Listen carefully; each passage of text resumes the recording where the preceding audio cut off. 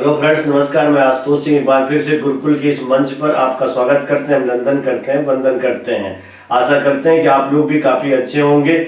और हमने जो चर्चा किया था पिछली क्लास में, वो कामागाटा मारू के बारे में चर्चा किया था, और आज उससे भी अच्छी जानकारी आपको यहाँ पर दी जाएगी। और हम आशा करते हैं कि आपको भी ये वीडियो पसंद आने वाली है। और जो आज की पहली घटना है, जो आज का पहला टॉपिक है, वो लखनऊ पैक्ट आप लोगों ने सुना होगा, लखनऊ समझौता सुना होगा। तो लखनऊ समझौता जो हुआ था वो 1916 की बात है। तो आइए हम लोग इस पर चर्चा करते हैं। लखनऊ समझौता, लखनऊ समझौता,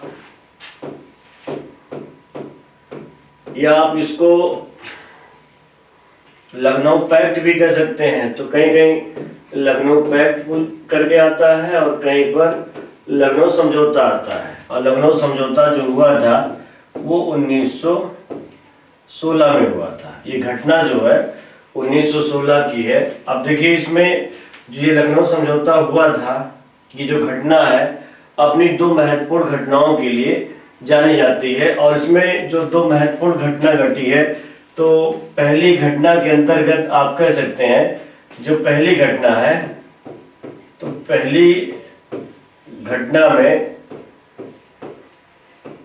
जो बातें हुई हैं वो नरम एवं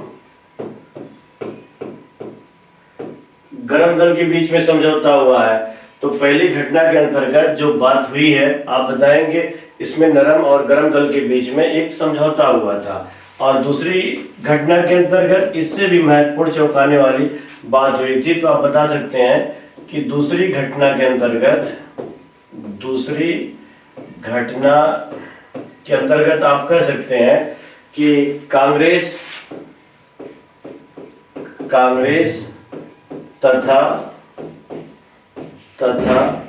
मुस्लिम लीग के बीच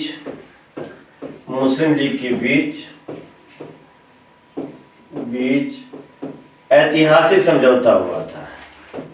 ऐतिहासिक समझौता।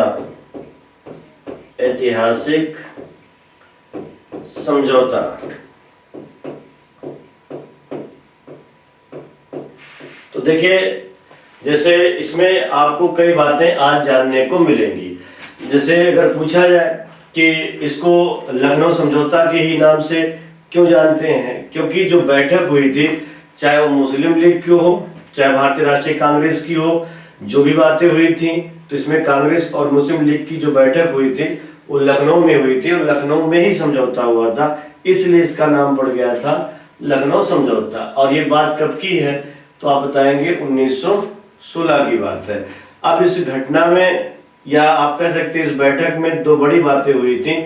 और वो दो बड़ी बातें दोनों ही बहुत महत्वपूर्ण थी।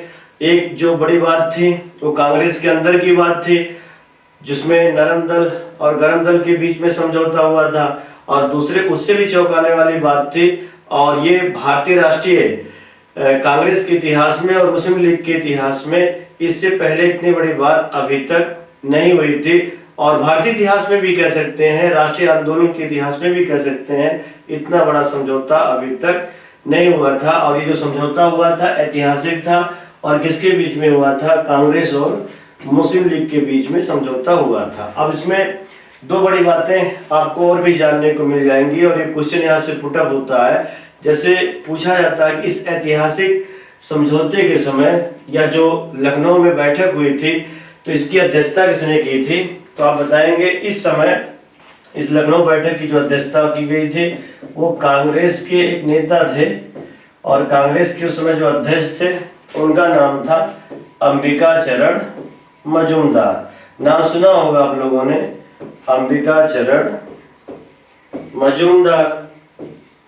ये कांग्रेस के अध्यक्ष थे। और अगर ये तो आप सभी लोग जानते होंगे, लेकिन अगर ये पूछा जाए कि इस समय समझौते के समय मुस्लिम लीग का अध्यक्ष कौन था, मुस्लिम लीग का अध्यक्ष, तो मुस्लिम लीग का अध्यक्ष इस समय जो था वो मोहम्मद अली जिन्ना थे। मोहम्मद अली जिन्ना थे। तो देखिए इसमें दो बातें हो गई। कांग्रेस का अध्यक्ष पूछा जाए तो अंबिका चरण मजूमदार और मुस्लिम लीग का अध्यक्ष जो है वो मोहम्मद अली जिन्ना थे। अब आइए हम लोग पहली घटना पर प्रकाश डालते हैं कि ऐसी क्या परिस्थितियां आ गई जो नरम और गरम दल दोनों एक हो गए थे। तो देखिए जो नरम तथा गरम दल के बीच समझौता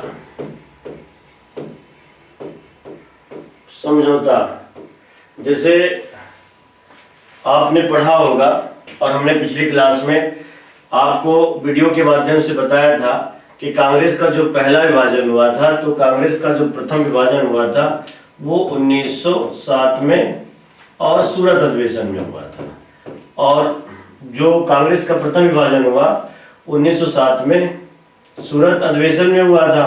तो आपको हमने बताया होगा कि सूरत अधिवेशन में नरम दल और गरम दल के लोग अलग हो गए थे और फिर 1908 में इलाहाबाद अधिवेशन में कांग्रेस की नई नियमावली बनाई गई, उसके संविधान में परिवर्तन किया गया और संविधान में परिवर्तन करके गरम दल के नेताओं को कांग्रेस से बाहर कर दिया गया था। और इस समय जो गरम दल के नेता थे, चाहे वो लाल हो और चाहे बाल हो और चाहे पाल हो और चाहे अरविंद घोष हो, ये बड़े लीडर थे। अरविंद घोष, तो देखिए जो लाला लाजपत राय थे ये विदेश में चले गए थे, अमेरिका में चले गए थे, गदर आंदोलन से जुड़ गए थे। और जो बाल गंगाधर तिलक थे, तो बाल गंगाधर तिलक जब कांग्रेस से अलग हुए तो कांग्रेस की जो परछाई है वो इनसे दूर हो गई थी, तो तुरंत इनको जो है एक केस में 6 वर्षों के लिए मांडले जेल में भेज दिया गया। मांडले जेल जो कि म्यांमार में स्थित है।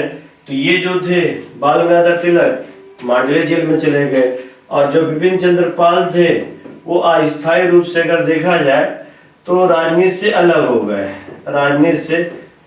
गए। मतलब राजनीति से एक तरीके से संन्यास ले लिया। और जो अरविंद घोष थे ये पुदुचेरी चले गए थे और आध्यात्म से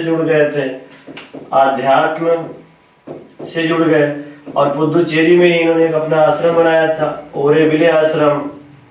तो कहने का मतलब है कि मैंने समझौते के पहले की कहानी आपको यहाँ पर बताने की कोशिश की है, क्योंकि आप सबको पता है 1907 में जब सूरत में अधिवेशन हुआ तो अध्यक्ष पद को लेकर, विचारधारा को लेकर के, राजनीतिक सुधारों को लेकर के दोनों में नरम और गरम दल में गंभीर मतभेद हो गया था। हालांकि नरम दल की ओर से गोपाल कृष्ण गोखले ऐसा नहीं चाहते थे, लेकिन फिरोज शाह मेहता के आगे उनकी नहीं चल पाई। और गरम दल में बाल गंगाधर तिलक भी नहीं चाहते थे कि नरम और गरम दल एक हो जाएं, लेकिन फिर भी जो अतिवादी थे अरविंद घोष ये और बंगाल के कुछ समर्थक थे वो हर हाल में उदारवादी नेताओं के साथ काम करने के लिए तैयार नहीं थे।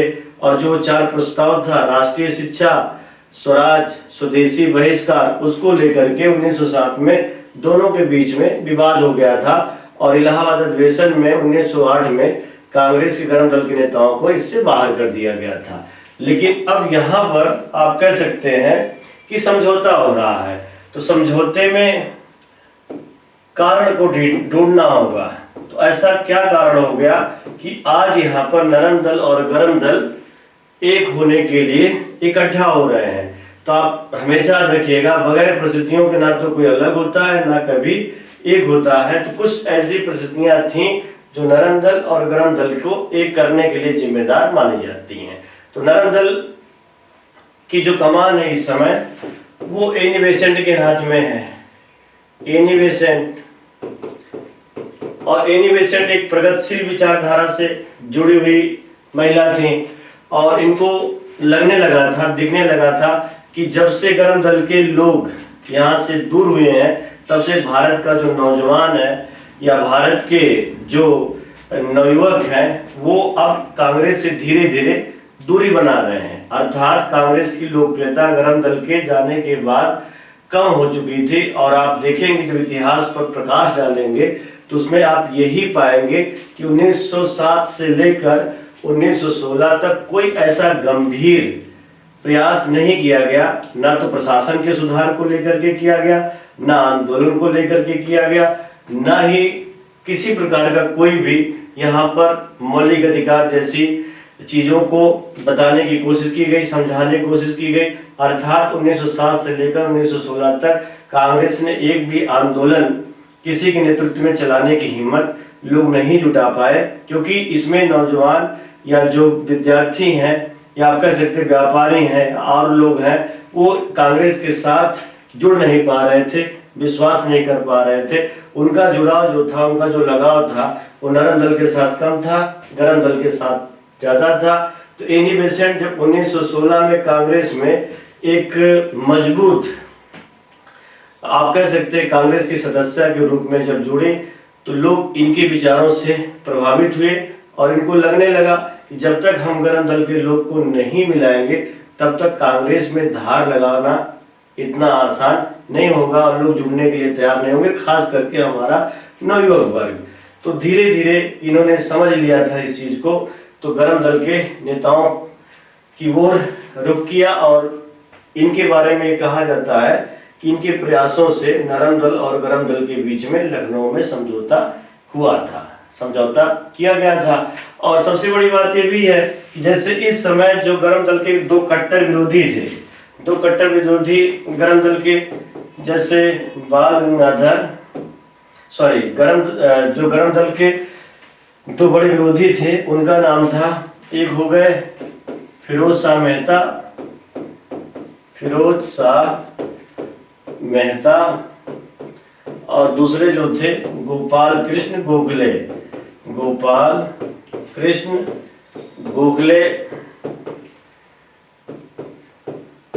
इन दोनों की डेथ हो गई थी और ये दोनों कट्टर विरोधी थे। 1915 में इनकी डेथ हो गई और मैंने बताया अब एनी बेसेंट कांग्रेस की बागडोर अपने हाथों में ले चुके थे। तो इसलिए जब ये नहीं रहे तो इससे भी एक माहौल बना कि मतलब गरम दल के लोगों को यहाँ पर शामिल किया जाए। और कुछ गरम दल की भी अपनी मजबूरी थी, क्योंकि मांडले जेल से जब बाल गंगाधर तिलक मांडले जेल से 1914 में जब आए तो यहाँ पर लाला लाजपत राय भी नहीं थे, विपिन चंद्र पाल जो थे अपने को अलग कर चुके थे, जो अरविंद घोष थे वो संन्यास ले चुके थे। तो इनको लगा कि अगर हम नई पार्टी बनाते हैं तो लोग जुड़े या पसंद करें, नीतियों से अवगत हो। तो इस पर इनको संदेह हुआ, शक हुआ और जब नई पार्टी बनाते तो उसमें इनको समस्या का सामना ज्यादा करना पड़ता। और जो इनकी पुरानी पार्टी थी कांग्रेस में ये काम कर चुके थे, कांग्रेस भारत की सबसे बड़ी राजनीतिक राष्ट्रीय पार्टी थी, तो इनको भी लगा कि एक पार्टी यहाँ पर तैयार है और अभी एक पार्टी का गठन करना है। तो इनको भी लगा कि भारत में अगर अंग्रेजों के खिलाफ सुधारों को लेकर के चलना है तो कांग्रेस से जुड़ना हमारे लिए बहुत अच्छा रहेगा। तो गरम दल की भी अपनी कुछ मजबूरी थी, नरम दल की भी कुछ मजबूरी थी। तो इस वजह से दोनों के बीच में, नरम दल और गरम दल के बीच में 1916 में समझौता हो गया। और जैसे गरम दल में बाल गंगाधर तिलक पहले हिंदूवादी नेता के रूप में अपनी ये पहचान बना चुके थे। दूसरी बड़ी बात ये भी है कि ये स्वराज की बात करते थे, आंदोलन की बात करते थे, लेकिन जब ये दोबारा आए कांग्रेस में जुड़े तो इन्होंने प्रशासनिक सुधार पर अधिक बल दिया, प्रशासनिक सुधार पर अधिक बल दिया। तो स्वतंत्रता और आंदोलन की बातें थोड़ा सा अभी दूर इन्होंने रखा। तो लोगों को लगा कि अब ये जो तिलक है बदली हुई बॉडी लैंग्वेज के साथ आए हुए हैं, तो इसलिए एनी बेसेंट और बाल गंगाधर तिलक के प्रयासों से नरम दल और गरम दल के बीच में समझौता हो गया था। तो यहाँ पर आपको क्वेश्चन पूछा जाता है कि बड़ा प्रयास किसने किया था, तो एनी बेसेंट ने किया था। एनी बेसेंट और गरम दल की ओर से कौन थे, तो बाल गंगाधर तिलक। इन दोनों की सूझबूझ की वजह से एक बार फिर से नरम दल और गरम दल एक हो गए, अर्थात उदारवादी और उग्रवादी एक हो चुके थे। और दूसरी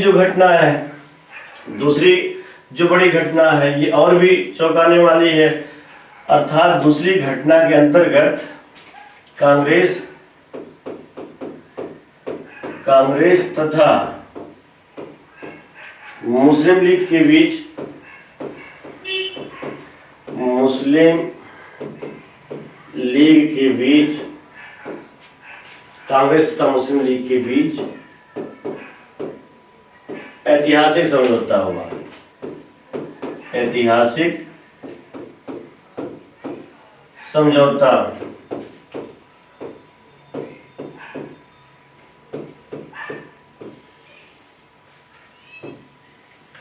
और देखिए, जो ये कांग्रेस और मुस्लिम लीग के बीच में ऐतिहासिक समझौता हुआ था, इसमें मोहम्मद अली जिन्ना का एक बड़ा प्रयास माना जाता है। तो इधर से मोहम्मद अली जिन्ना थे और कांग्रेस की ओर से कौन से थे, तो आप बताएंगे बाल गंगाधर तिलक थे। तो कुल मिलाकर के यहाँ पर क्वेश्चन आपको याद करना होगा, कांग्रेस और मुस्लिम लीग के बीच में जो ऐतिहासिक समझौता हुआ था वो किसके किसके बीच में हस्ताक्षर हुए थे और उसके लिए बड़ा प्रयास किसने किया था। तो आप बताएंगे सबसे बड़ा प्रयास मोहम्मद अली जिन्ना का था, लेकिन कांग्रेस की ओर से यह प्रयास किसके द्वारा किया गया था, बाल गंगाधर तिलक के द्वारा किया गया था। तो देखिए, इसमें ऐसी क्या परिस्थितियां आ गई थी कि जब मुस्लिम लीग और कांग्रेस के लोग समझौता करने के लिए तैयार हो गए, तो इसके भी अपने कारण है। अब देखिए, कारण में जब आप जाएंगे, कारण में चर्चा करेंगे, तो सबसे बड़ी बात क्या है, जैसे 1905 में आपने सुना होगा, 1905 में बंगाल विभाजन हुआ था। 1905 में बंगाल विभाजन हुआ था और जब बंगाल विभाजन हुआ तो उसमें जो पूर्वी वंग बना था, पूर्वी वंग, उसकी राजधानी जो है वो ढाका स्थापित की गई थी और ये कहा गया था कि यहाँ पर मुसलमानों को विशेष सुविधा दिया जाएगा, उनका शिक्षा का सुधार किया जाएगा, उनका प्रशासनिक सुधार किया जाएगा। इस निर्णय से मुसलमान काफी खुश हो गया था और उनको लगा कि हमारे जो भाग्य विधाता है वो ब्रिटिश सरकार है, और अगर कुछ भी शिक्षा के क्षेत्र में या स्वतंत्रता के क्षेत्र में या अधिकारों के क्षेत्र में जो भी बात भारत में होगी, तो सबसे पहले सुनवाई जो होगी मुसलमानों की होगी, अदर रिलीजन के लोगों की सुनवाई बाद में होगी। और इसमें सत्यता भी है, क्योंकि इसी के चक्कर में धर्म के आधार पर बंगाल का विभाजन हुआ था। लेकिन अब इसमें बहिष्कार प्रस्ताव लाया गया, स्वदेशी आंदोलन लाया गया, लगातार इसकी मांगे होती रही। जब बहिष्कार प्रस्ताव, स्वदेशी आंदोलन चलाया गया, लगातार मांगे होती रही, तो आपको हमने बताया था कि 1911 में जब जॉर्ज पंचम आए,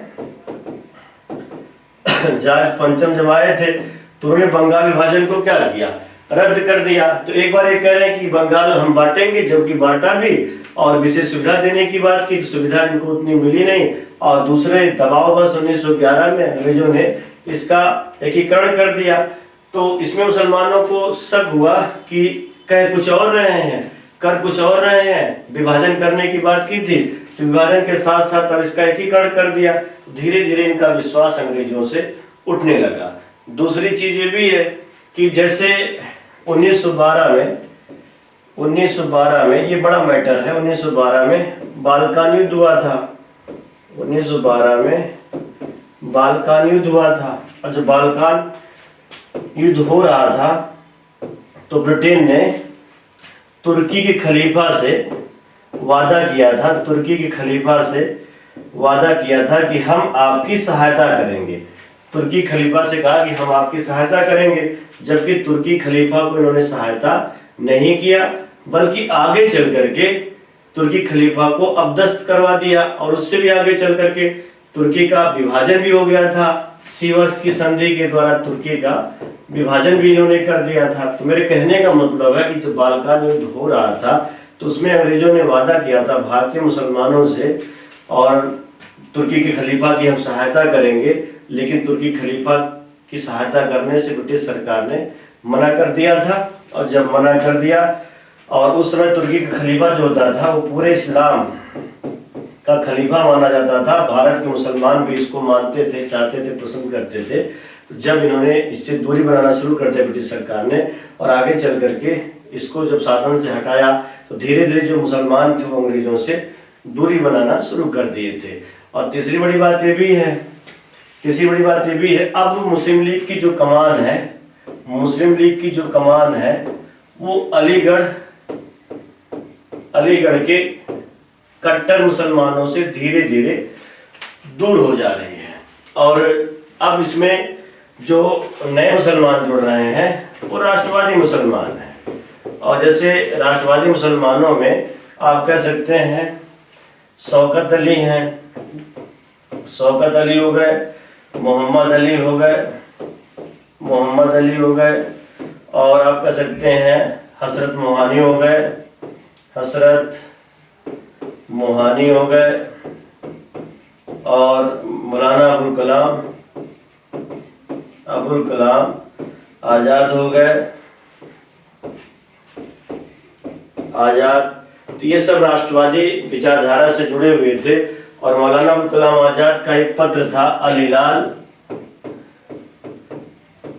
हिलाल था, और मोहम्मद अली का एक पत्र था, उसका नाम था कामरेड।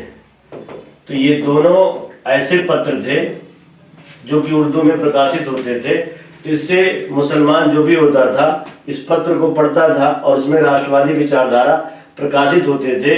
और आप कह सकते हैं कि इसमें अंग्रेजों के जो शोषण होते थे, अंग्रेजों के जो भी कारनामे होते थे, उनकी आलोचना इन समाचार पत्रों के द्वारा किया जाता था। अब धीरे धीरे जो है, जो आप कह सकते हैं अलीगढ़ मुस्लिम विश्वविद्यालय के जो प्रिंसिपल थे, जैसे थियोडर बैक हो गए या एक और थे आर्चबाल्ड हो गए।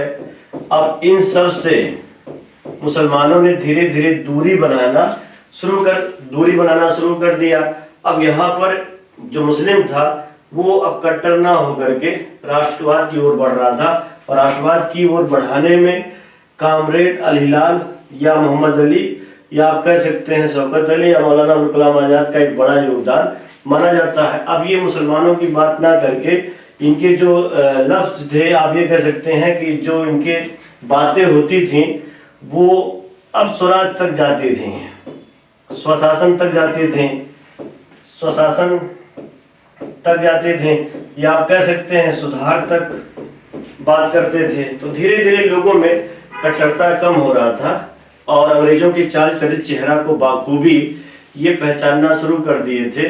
तो इनके दिमाग में आया कि हम मुस्लिम और हिंदू अगर मिल करके काम करेंगे तो ब्रिटिश सरकार पर दबाव बनाने में काफी हद तक हम लोग सफल हो गए। तो देखिए, कुछ मुस्लिम लीग की मजबूरी थी और कुछ भारतीय राष्ट्रीय कांग्रेस की मजबूरी थी। तो कांग्रेस को भी खास करके बाल गंगाधर तिलक हो गए, एनी बेसेंट हो गए, इन सब को लगने लगा कि जब तक हिंदू और मुसलमान मिल करके काम नहीं करेंगे तब तक स्वशासन या स्वराज या सुधार या राष्ट्रीय शिक्षा इन सब को पाना इतना आसान नहीं होगा। और यही वजह है कि धीरे धीरे ये लोग दूरी से करीब आते जा रहे थे और एक दूसरे से जुड़ने का, मिलने का, जानने परखने का प्रयास कर रहे थे। और 1908 की बात है, तो 1908 में मोहम्मद अली जिन्ना पहली बार 1908 में मोहम्मद अली जिन्ना पहली बार आप कह सकते हैं मुंबई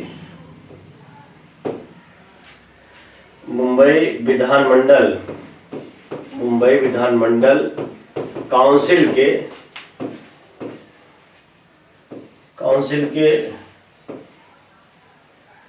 सदस्य बने, सदस्य निर्वाचित हुए।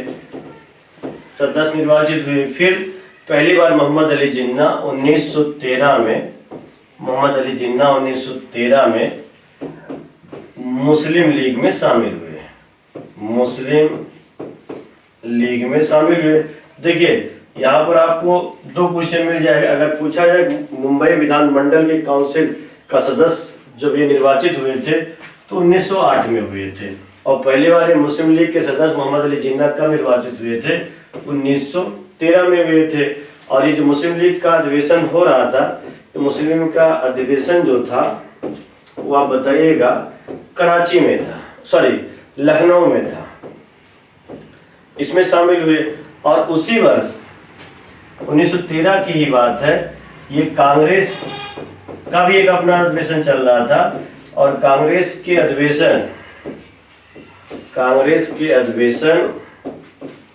जो कराची में चल रहे थे, तो कराची में जो अधिवेशन चल रहा था कांग्रेस का, ये इसमें भी शामिल हुए और मुस्लिम लीग के बारे में भी समझा और कांग्रेस के विषय में भी समझा, और ये इस निष्कर्ष पर पहुंच गए कि अगर हम अपने अपने फायदे की बात ना करके स्वशासन की बात करें या निर्वाचन की बात करें, सामाजिक धार्मिक सुधार की बात करें, तो यहाँ पर हम दोनों एक हो सकते हैं। जब हम दोनों एक होंगे तो सीधा दबाव किस पर पड़ेगा, तो आप बताएंगे ब्रिटिश सरकार पर पड़ेगा। तो इसलिए 1914 में जब मुस्लिम लीग का अधिवेशन हुआ तो इसका नजरिया और नजारा बिल्कुल अलग था। अभी जो निर्वाचक मंडल की बात करते थे या मुसलमानों के हित की बात करते थे, राजनीतिक अधिकारों की बात करते थे, अब इन बातों को बाद में करके पहले इन्होंने स्वशासन की बात करना शुरू कर दिया, स्वशासन की बात करना शुरू कर दिया, या आप कह सकते हैं प्रशासनिक सुधार की बात करना शुरू कर दिया।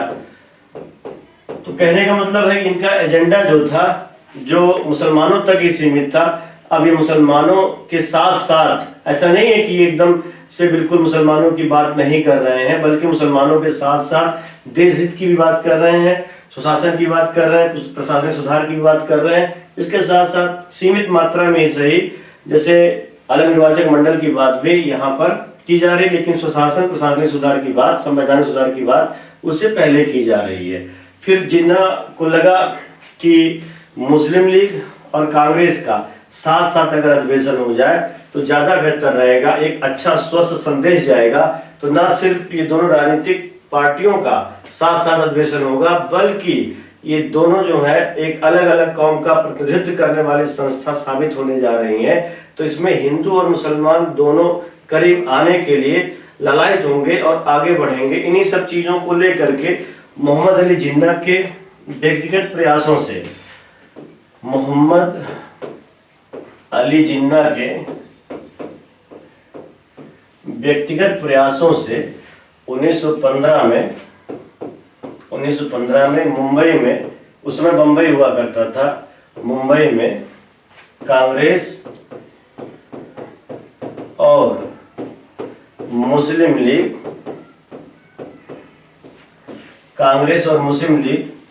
का साथ साथ अधिवेशन हुआ, और इसमें तय किया गया कि हम लोग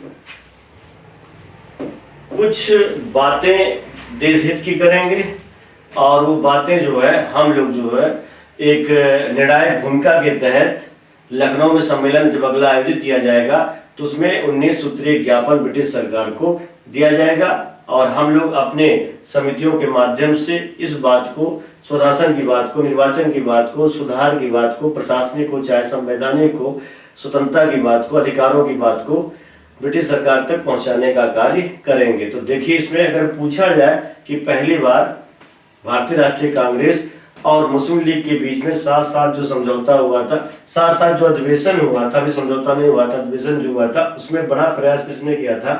मोहम्मद अली जिन्ना ने किया था। और ये लोग इस निष्कर्ष पर पहुंचे कि अगली बार हम लोग साथ अधिवेशन भी करेंगे और दोनों के बीच में समझौता भी होगा। और फिर उसके बाद मोहम्मद अली जिन्ना और कांग्रेस के बड़े नेताओं के प्रयासों से लखनऊ में 1916 में अधिवेशन बुलाया गया, और इसमें कांग्रेस की कार्य समिति और मुस्लिम लीग की कार्य समिति, कांग्रेस की कार्य समिति और मुस्लिम लीग की जो कार्य समिति थी, इन लोगों ने कार्यक्रम को संबोधित किया और दोनों के बीच में समझौता हुआ था। और जो समझौता दोनों के बीच में हुआ था 1916 में, तो उसी को जो है उसी को लखनऊ समझौता के नाम से जाना जाता है। अब इस समझौते में क्या क्या बातें कही गई थी, जैसे इस समझौते में स्वशासन की बात की गई, स्वशासन की बात की गई, प्रशासनिक सुधार की बात की गई, प्रशासनिक सुधार की बात की गई। इसके साथ साथ प्रांतीय व्यवस्थापिका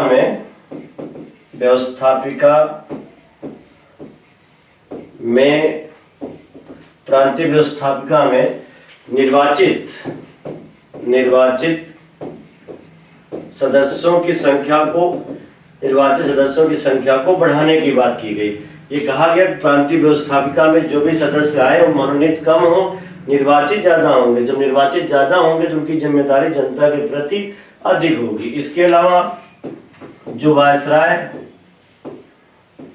वायसराय की जो परिषद है, तो वायसराय की परिषद में जो कार्यकारिणी परिषद है उसमें आधे भारतीय सदस्यों को शामिल करने की बात की गई। क्योंकि देखिए मेन जो होता था वो वायसराय की कार्यकारिणी होती थी, और वायसराय की कार्यकारिणी में अंग्रेजों की संख्या अधिक होती थी, भारतीयों की संख्या कम होती थी। और उसमें भी जो लोग मनोनीत होते थे वो किसकी हित की बात करते थे, अंग्रेजों के हित की बात करते थे। तो इसमें यह कहा गया कि जो वायसराय की कार्यकारिणी है, जो परिषद है, उसमें आधे सदस्य अंग्रेज हों और आधे सदस्य जो है वो भारतीय होंगे। जब भारतीय सदस्य होंगे बराबर में तो सीधा दबाव जो होगा ब्रिटिश सरकार पर होगा, और जब दबाव होगा जिम्मेदारी बढ़ेगी, जब जिम्मेदारी बढ़ेगी तो पारदर्शिता की संभावनाएं बढ़ने लगेंगे। तो ये सब चीजें जो थी बिल्कुल सकारात्मक थी। और आप लोग भी जानते होंगे कि स्वशासन से, प्रशासनिक सुधार से, व्यवस्थापिका में निर्वाचित सदस्यों के रहने से, वायसराय में भारतीयों के अधिक रहने से भारत का विकास हो सकता था, अंग्रेजों पर दबाव हो सकता था। लेकिन इसके साथ साथ यहाँ पर और भी कुछ बातें कही गई, जैसे ये भी कहा गया मुस्लिम वर्ग के लिए पृथक निर्वाचन मंडल प्रदान किया जाए। तो मुस्लिम वर्ग के लिए पृथक निर्वाचक मंडल की बात मुस्लिम लीग की ओर से जारी की गई। और जब मुस्लिम लीग की ओर से जारी की गई तो इसे जो जारी की गई थी उसको कांग्रेस ने इस सम्मेलन में स्वीकार कर लिया। और जब इन्होंने स्वीकार कर लिया तो ये भारतीय इतिहास का आप कह सकते हैं कांग्रेस की ओर से सबसे बड़ी भूल साबित हुई। और ये ऐसी भूल थी जिसका भारत अभी तक खामियाजा भुगतता चला आ रहा है। अब देखिए इसमें क्या था कि जैसे जब मुस्लिम लीग ने कहा कि जहां जहां पर मुसलमानों की आबादी ज्यादा है तो उनके राज्य का पुनर्गठन किया जाए, और फिर वहां पर मुस्लिम कैंडिडेट आए और निर्वाचित करने वाले भी मुस्लिम हो। तो इससे आप ये कह सकते हैं कि मुस्लिम लीग राष्ट्रवादी कम, संप्रदायवादी ज्यादा हो सकती थी। और कांग्रेस ने उस समय दूर तक ना सोच करके, ऐतिहासिक चीजों पर ध्यान ना दे करके, इतिहास को ना समझ करके यहाँ पर बहुत बड़ी राजनीतिक भूल कर दी। और इन्होंने इस बात को मान लिया। और जब इन्होंने मान लिया, हालांकि उस समय जो उदारवादी नेता थे मदन मोहन मालवीय जैसे लोगों ने इस बात का विरोध किया कि संप्रदाय के आधार पर कांग्रेस किसी को भी निर्वाचन अलग से मंडल न दे, क्योंकि आगे चल करके ये सही नहीं रहेगा। लेकिन बाल गंगाधर तिलक जो थे उस समय कांग्रेस के बड़े लीडर थे, और बाल गंगाधर तिलक ने कहा कि अलग से अगर निर्वाचन मंडल चाहे राजपूतों को मिल जाए, चाहे सिखों को मिल जाए, चाहे मुस्लिम को मिल जाए, चाहे निम्न वर्ग के लोगों को मिल जाए, हमें मान्य है, क्योंकि ये सब हमारे हैं, ये किसी दूसरे देश के रहने वाले नहीं है। हालांकि इस समय जो इनकी विचारधारा थी पहले की विचारधारा से अलग थी। ये बिल्कुल यहाँ पर बाल गंगाधर तिलक बदले नजर आ रहे हैं, क्योंकि ये हिंदुत्ववादी थे और उग्रवादी विचारधारा से प्रेरित थे। और हमेशा जो है अपने धर्म की ही बात ज्यादा करते थे। लेकिन अब यहाँ पर जब इन्होंने इस तरीके की बात की तो इनकी छवि के आगे मदन मोहन मालवीय की नहीं चल पाई और लोगों को लगा जब एक कट्टरवादी हिंदूवादी नेता इस तरीके की बात कर रहा है तो हो सकता है इसमें सच्चाई ज्यादा हो। तो खैर मोहम्मद अली जिन्ना और बाल गंगाधर तिलक के बीच हस्ताक्षर हुआ और इसमें यह तय हुआ कि मुसलमानों को अलग से निर्वाचक मंडल दिया जाएगा। और अलग से निर्वाचक मंडल जो दिया गया था वो जनसंख्या से कम नहीं था, अधिक था, तो अधिक इनको निर्वाचक मंडल दिया गया। जैसे आप कह सकते हैं कि पंजाब में मुसलमानों को 50% प्रतिनिधित्व की बात की गई, बंगाल में मुसलमानों को 40% की बात की गई प्रतिनिधित्व देने की। जैसे मध्य प्रदेश में 15% की बात की गई, मद्रास में 15% की बात की गई और उत्तर प्रदेश में, इसको संयुक्त प्रांत कह सकते हैं, यहाँ पर 30% प्रतिनिधित्व देने की बात की गई।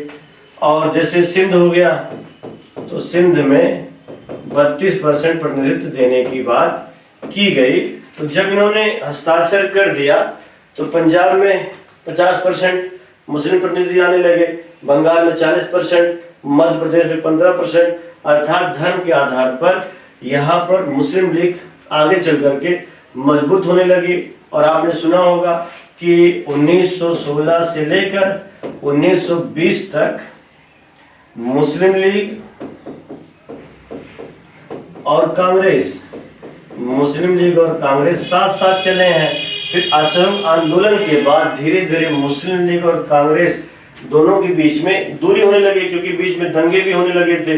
तो दंगे होने लगे थे तो कांग्रेस और मुस्लिम लीग में दूरियां बढ़ने लगी और जब ये दोनों दूर होने लगे तो हिंदू मुसलमान भी आगे चल करके दूर होने लगे थे। तो अगर यहाँ पर तत्कालीन चीजों को अगर देखा जाए, जब उस समय की घटना के साथ देखें तो तत्काल में हमें कुछ फायदा मिला।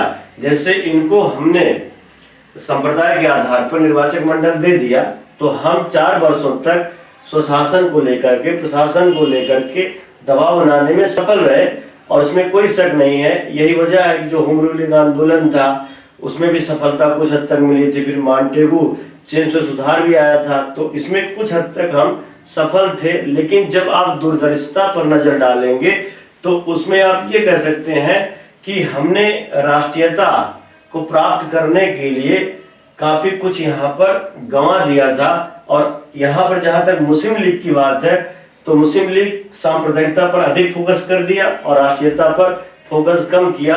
और जब अलग से निर्वाचक मंडल मिल गया तो मोहम्मद अली जिन्ना ने धीरे धीरे मुस्लिम लीग को मजबूत करना शुरू किया और आगे चल करके मुसलमानों के सर्वमान्य नेता बन गए। और फिर हिंदू, आप ये कह सकते हैं कि मुस्लिम लीग ने भारत का विभाजन किया और भारत के विभाजन में मोहम्मद अली जिन्ना का एक बड़ा मतलब रीजन या कारण माना जाता है। तो भारत के विभाजन में सबसे बड़ा योगदान किसका था? तो मोहम्मद अली जिन्ना का था। मुझे लगता है कि कांग्रेस जो है मुस्लिम लीग की मतलब चाल चेहरा को पहचानने में सफल नहीं हो पाई थी। उसके पीछे कुछ कारण जरूर कह सकते हैं। एक तो मुस्लिम लीग में स्वशासन की बात हो रही थी, राष्ट्रवादी मुसलमान इसमें जुड़ने लगे थे, वो अपनी नीतियों को बदल रहे थे। दूसरी चीज ये भी है कि उदारवादी और उग्रवादी दोनों अभी मिले हुए थे, तो इनको भी लग रहा था अगर हिंदू मुसलमान मिल करके स्वराज की बात करेंगे या राष्ट्रीय शिक्षा की बात करेंगे, संवैधानिक सुधार की बात करेंगे, दबाव बनेगा। जब दबाव बनेगा तो हमें बड़ी कामयाबी हासिल होगी। लेकिन यहाँ पर पृथकवादी विचारधारा को ये लोग समझने में सफल नहीं रहे। और अगर कांग्रेस के लोग मुस्लिम लीग के जो अध्यक्ष थे मोहम्मद अली जिन्ना से अगर उन पर दबाव डालते शायद बात बन सकती थी, क्योंकि जो व्यक्ति 1913 में जुड़ा था मोहम्मद अली जिन्ना, वो कांग्रेस की बैठक में भी भाग लिया, उसके साथ साथ 1913 में मुस्लिम लीग में भी भाग लिया था।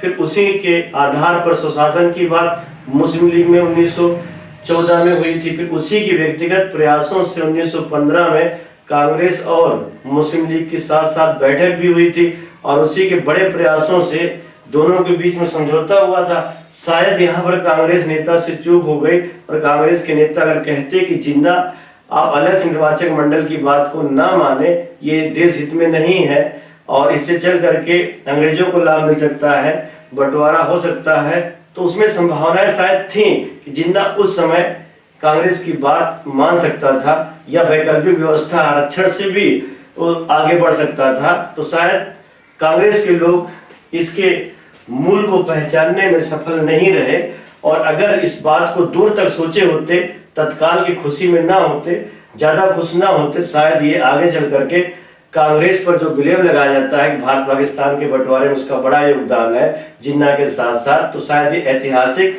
जो दोषारोपण है उससे ये बच जाते। तो मुझे लगता है कि जब कोई विचारधारा या कोई भी व्यक्ति बहुत खुश होता है तब भी उसका दिमाग काम नहीं करता है, जब नाराज होता है तो भी उसका दिमाग काम नहीं करता है। तो आप कह सकते हैं कि इस ऐतिहासिक भूल ने भारत के सामाजिक जीवन को विषाक्त कर दिया था। तो अगर कांग्रेस और लीग में समझौता हुआ है तो कुछ वर्षों तक फायदा मिला और उसके बाद फिर धीरे धीरे नुकसान ही हुआ है, कोई फायदा नहीं मिला है। तो ये जो घटना थी वो आप बताएंगे लखनऊ समझौता थी। और दूसरी घटना के अंतर्गत आप कहेंगे, जो दूसरी घटना है वो हम लोग चर्चा करते हैं होम रूल लीग आंदोलन। होम रूल लीग आंदोलन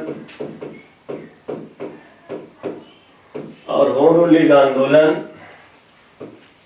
को हम लोग, जैसे होम रूल का मतलब अगर पूछा जाए तो आप बताइएगा स्थानीय स्वशासन। स्थानीय स्वशासन, और स्थानीय स्वशासन की जो बात की गई थी वो कब की है तो आप बताएंगे 1916 की है। स्थानीय स्वशासन या होम रूल लीग आंदोलन जो चलाया गया था 1916 में चलाया गया था और इसकी शुरुआत विश्व में अगर पूछा जाए तो कहाँ पर हुआ था? पहली बार तो आयरलैंड में हुआ था और आयरलैंड भी किसका डाउन स्टेट था तो आप बताएंगे ब्रिटिश सरकार का था। ब्रिटिश सरकार का, ब्रिटिश सरकार। तो देखिए पहली बार होम रूल लीग आंदोलन आयरलैंड में हुआ था और आयरलैंड की रहने वाली एक महिला थी जो कि भारत में आई हुई थी 1893 में। उनका नाम था एनी बेसेंट। तो एनी बेसेंट ने ही आप कह सकते हैं मूल योजना तैयार किया था। मूल योजना जो तैयार किया गया था, ये पूछा जाता है कि इसका मूल योजना किसने तैयार किया था तो बेशक बताएंगे एनी बेसेंट थी। और एनी बेसेंट का ये मानना था कि जैसे भले ही समझौता कांग्रेस से हुआ है लेकिन कांग्रेस के लोग अगर समर्थन नहीं करेंगे तो हम लोग अलग से आंदोलन चलाएंगे। तो जब ये मूल योजना बना रही थी तो उसी समय बाल गंगाधर तिलक भी 1914 में मांडले जेल से छूट करके भारत में आए थे और वो भी एक आंदोलन चलाना चाह रहे थे। तो जब इनसे मुलाकात हुई, बातचीत हुई तो एनी बेसेंट से पहले ही इन सारी चीज़ों को समझ करके, जुड़ करके अप्रैल 1916 में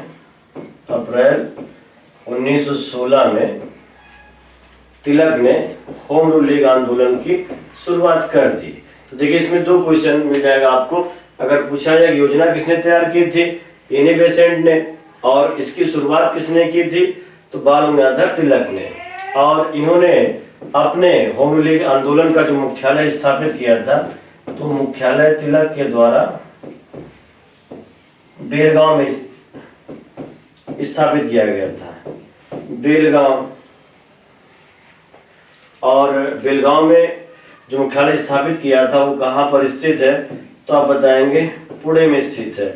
और कहाँ पर इसका प्रचार प्रसार उन्होंने किया था तो इनका जो होम रूल लीग आंदोलन था वो आप बताएंगे महाराष्ट्र, लेकिन महाराष्ट्र तो था लेकिन मुंबई को छोड़कर, मुंबई इनके अधिकार क्षेत्र में नहीं था, मुंबई को छोड़कर ये मुंबई में किसका प्रभाव था, एनी बेसेंट का था। तो पूरे महाराष्ट्र में, बंगाल का पूरे महाराष्ट्र में बाल गंगाधर तिलक का प्रभाव था, लेकिन मुंबई को छोड़ करके हर जगह पर इन्होंने होम रूलिंग आंदोलन चलाया था। और जैसे बरार हो गया, तो बरार में भी आंदोलन इन्होंने किया था। बरार के साथ साथ मध्य प्रदेश हो गया, तो मध्य प्रदेश में भी तिलक ने आंदोलन चलाया था। और कर्नाटक हो गया। ध्यान रखिएगा, ये ध्यान रखने वाली बात है कि जैसे अगर पूछा जाए कि तिलक ने अपना होम रूलिंग आंदोलन कहाँ पर कार्यालय स्थापित किए थे, वैसे जो प्रमुख कार्यालय था वो बेलगांव में था। तो बेलगांव हो गया, पूरा महाराष्ट्र हो गया, लेकिन मुंबई नहीं है। मुंबई इनके हाथ से बाहर है, वहां पर अधिकार एनी बेसेंट का है। बरार का क्षेत्र है, कर्नाटक का क्षेत्र है, मध्य प्रदेश का क्षेत्र है। यहाँ पर बाल गंगाधर तिलक ने अपना आंदोलन चलाया था और अपने लीग का जो अध्यक्ष इन्होंने नियुक्त किया था वो जोसेफ वपिस्टा को नियुक्त किया था। वपिस्टा के क्वेश्चन आता है कि तिलक के जो तिलक थे, तो तिलक के लीग का अध्यक्ष कौन था, तो आप बताएंगे जोसेफ वपिस्टा, एक अंग्रेज था, वो था। अब उसके बाद जब इन्होंने इसको चलाना शुरू कर दिया और इनके जो कार्यक्रम होते थे लीग के, वो अपने समाचार पत्र में प्रकाशित करते थे। और इनका जो समाचार पत्र था अंग्रेजी में था, मराठा, ये अंग्रेजी में लिखा होता था, और मराठी में इनका एक पत्र प्रकाशित होता था केसरी। तो केसरी जो था वो मराठी में लिखा होता था। तो इन दोनों पत्रों के माध्यम से ये अपने कार्यक्रम का संचालन करते थे। और जब कुछ दिन बीता, इनका लीग जब सफल होने लगा, लोग जुड़ने लगे और उसमें जब इन्होंने धार चढ़ाना शुरू किया, तो इसमें इनका परिणाम भी सकारात्मक आया। जब ये आगे इसको लेकर के बढ़े, तो कुछ महीने बाद, 5-6 महीने बाद, सितंबर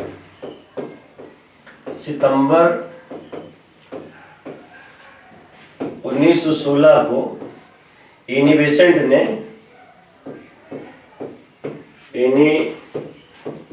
ने अपने लीग की स्थापना कर दी। एनी बेसेंट ने भी अपने लीग की स्थापना की और इन्होंने पूरे भारत में जहां जहां पर तिलक ने लीग का स्थापना किया था उन क्षेत्रों को छोड़ दीजिए, तो शेष भारत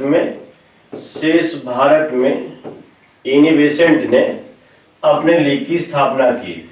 और अपने लीग का जो मुख्यालय उन्होंने स्थापित किया था, इनके लीग का जो मुख्यालय था वो जो स्थापित किया गया था वो अड्यार में किया गया था। अड्यार पड़ता है मद्रास में, तो इनका मद्रास में है और तिलक का जो है वो पुणे में है। और एनी बेसेंट जी ने जो अपने लीग का सचिव नियुक्त किया था, तो इनके लीग का जो सचिव था उसका नाम था जॉर्ज अरुंडेल की लीग का सचिव था। और इनके लीग के प्रमुख जो सदस्य थे, जैसे बीपी वाडिया हो गए, मजदूर नेता मद्रास के थे, जॉर्ज अरुंडेल थे ही थे, एनी बेसेंट खुद स्वयं थे, और सर यस सुब्रमण्यम अय्यर थे। ये सब इसके सदस्य थे। Subramaniam Iyer, BP Wadia, George Arundale, ये सब इसके सदस्य थे। जब इनकी विचारधारा बढ़ने लगी और हजारों कार्यकर्ता जब जुड़ने लगे, तो पंडित जवाहरलाल नेहरू और मोहम्मद अली जिन्ना ये भी एनी बेसेंट की लीग से जुड़ गए थे। देखिए, जहां तक विस्तार की बात है उसमें एनी बेसेंट की लीग ज्यादा क्षेत्रों में फैली हुई थी। लेकिन अगर मतलब आप ये कह सकते हैं, कार्यक्रम की जहां तक बात है, दबाव की बात है, एक निश्चित योजना की बात है, एक बेहतर परिणाम की जो बात है, वो तिलक के लीग में ज्यादा दिखाई दे रहा था, इनके लीग में कम दिखाई दे रहा था। लेकिन यहाँ पर सबसे बड़ी बात क्या है, जो चौंकाने वाली बात है, कि इस समय कांग्रेस के उदारवादी और उग्रवादी दोनों साथ साथ में हैं। तो उदारवादी एनी बेसेंट है और उग्रवादी जो है बाल गंगाधर तिलक है। तो ये दोनों अगर साथ में आंदोलन करते तो ज्यादा बेहतर रहता, और ये लोग साथ में आंदोलन ना करके बल्कि अलग अलग आंदोलन कर रहे हैं। तो ऐसी बड़ी बात क्या है? क्या इनको नहीं पता था कि हम लोग साथ में आंदोलन करेंगे तो ज्यादा दबाव में ब्रिटिश सरकार होगी? इनको सब पता था। जैसा कि एनी बेसेंट ने कहा था कि हमारे कुछ ऐसे कार्यकर्ता थे जो तिलक की विचारधाराओं को पसंद नहीं करते थे, और कुछ ऐसे तिलक के कार्यकर्ता थे जो एनी बेसेंट के विचारों को पसंद नहीं करते थे। तो ये लोग चाह करके भी एक साथ आंदोलन नहीं चला सकते थे। तो यही वजह है, कार्यकर्ताओं की वजह से ये दोनों एक साथ आंदोलन चलाने में सफल नहीं हो सके। तो एनी बेसेंट का 2 समाचार पत्र था, एक न्यू इंडिया था, न्यू इंडिया, और दूसरा था कॉमनवेल्थ। इन दोनों समाचार पत्रों के माध्यम से अपने लीग के कार्यक्रम को संचालित करने में ये सफल होते थे। अब देखिए, अगर पूछा जाए कि होम रूलिंग आंदोलन का जो कार्यक्रम होता था उसमें क्या क्या बातें होती थी, तो आप बताइएगा कि धार्मिक स्वतंत्रता की बात करते थे, राष्ट्रीय शिक्षा की बात की जाती थी, प्रशासनिक सुधार की बात की जाती थी, सामाजिक सुधार की बात की जाती थी। क्योंकि इस समय समाज को लेकर के या प्रशासन को लेकर के या स्वतंत्रता को लेकर के जो भी नियम कानून बनते थे उसमें भारत के लोगों का नुकसान होता था। तो इन लोगों को लगा कि अगर प्रशासनिक सुधार हो जाएगा, धार्मिक स्वतंत्रता मिल जाएगी, मौलिक अधिकारों की बात अगर की जाएगी, उत्तरदायी शासन की बात की जाएगी। जब उत्तरदायी शासन हमारे देश में लागू हो जाएगा, प्रांतीय स्तर पर, स्थानीय स्तर पर, केंद्रीय स्तर पर लोग जब स्वयं के शासन से जुड़ने लगेंगे, उत्तरदायी शासन आने लगेगा, तो भारत के लोगों को मौलिक अधिकार देना कोई बहुत बड़ी बात नहीं होगी। और जब ये सब सारी बातें होंगी तो सीधा दबाव जो होगा ब्रिटिश सरकार पर होगा। और जब ये लीग आंदोलन बढ़ने लगा तो ब्रिटिश सरकार ने अत्याचार करना शुरू कर दिया, और एनी बेसेंट हो गए, बीपी वाडिया हो गए,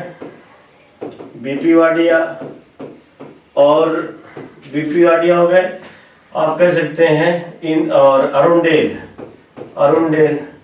इन सबको गिरफ्तार कर लिया गया।